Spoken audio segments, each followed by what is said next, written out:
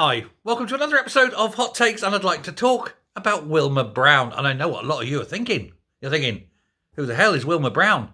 Wilma Brown was a prospective candidate for Kirkcaldy in the Kingdom of Fife at the last general election, but she didn't stand. She had to withdraw just before the election because of comments she'd made on Twix. The SNP weren't happy with her, but that's fine. I'm glad that the SNP are unhappy. It brings a glint of joy in my day.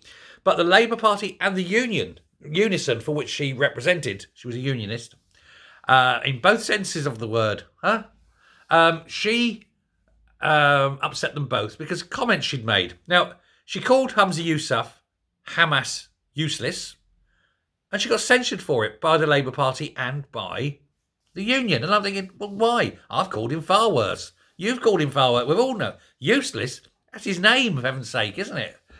Or if it isn't, it bloody well ought to be.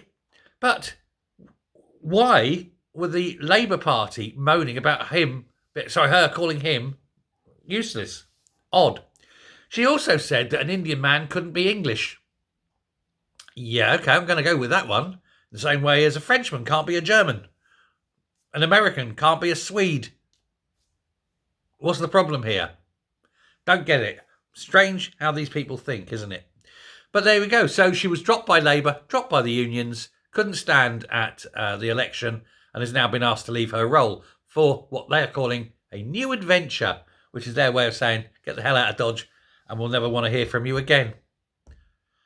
I find it very odd that I'm agreeing with a Labour candidate. I find it very odd that I'm agreeing with someone who's represents to me the worst party in Britain at the moment. But I am. Best of luck to you, Wilma. Thanks a lot. Bye.